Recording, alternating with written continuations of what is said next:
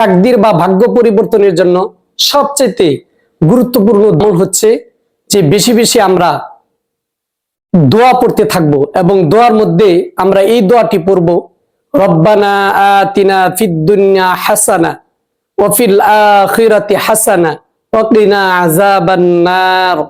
যার অর্থ হচ্ছে, হে আল্লাহ, আপনি আমাকে দুনিয়াতে সার্বিক কল্যাণ এবং মঙ্গল দান করুন, এবং আখিরাতেও আমাকে সার্বিক কল্যাণ এবং মঙ্গল দান করুন, এবং জাহান্নামের আগুন থেকে আমাকে রক্ষা করুন। এর চাইতে উত্তম এবং সুন্দর ও সেরা দোয়া আর কিছুই হতে পারে না। আমরা সবসময় দোয়া করব এবং দোয়ার মধ্যে বিশেষ করে এই দোয়াটি পড়ব। আর দোয়া হচ্ছে এমন একটি ইবাদত, আল্লাহ রাসূল বলেছেন, রায়ারুদ্দুল কাজা ইল্লা বিদুআ। মানুষ তার তাকদীর বা ভাগ্যকে পরিবর্তন করতে পারে না, শুধুমাত্র পারে তার দোয়ার দ্বারা সে পরিবর্তন করে নিতে।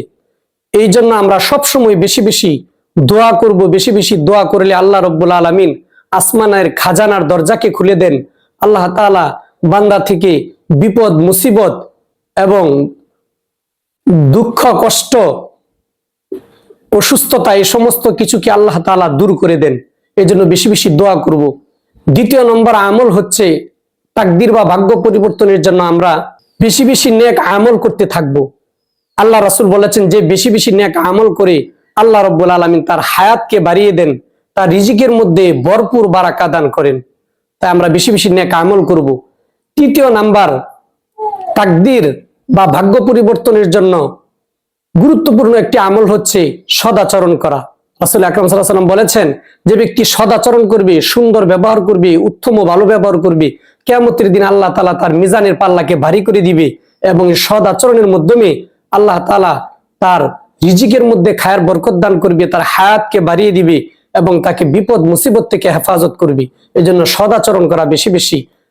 4 নাম্বার আমল হচ্ছে বেশি বেশি ইস্তেগফার পড়া। আস্তাগফিরুল্লাহ আস্তাগফিরুল্লাহ বেশি বেশি পড়তে থাকা।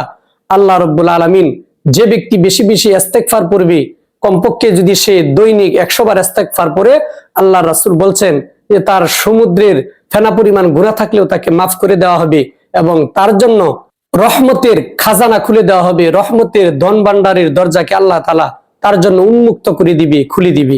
তাহলে এর চাইতে সৌভাগ্যের বিষয় আর কি আছে, যে আল্লাহ তাআলা আমার দুনিয়ার সবকিছু পেরেশানি বিপদ মুসিবত দূর করে দিবে এবং আমার সমস্ত গুনাহ মাফ করবে। তার পাশাপাশি এই ইস্তেগফারের বদৌলতে আল্লাহ তাআলা আমার জন্য ধন সম্পদের খাজানা খুলে দিবে। প্রত্যেকটা মানুষের তার কর্ম কাজ, তার নেক আমল, তার চেষ্টা প্রচেষ্টা এবং তার সাধনা, এটাই হচ্ছে তাকদীর। বান্দা যে চেষ্টা প্রচেষ্টা করে, এই চেষ্টা প্রচেষ্টার নামই হচ্ছে তাকদীর।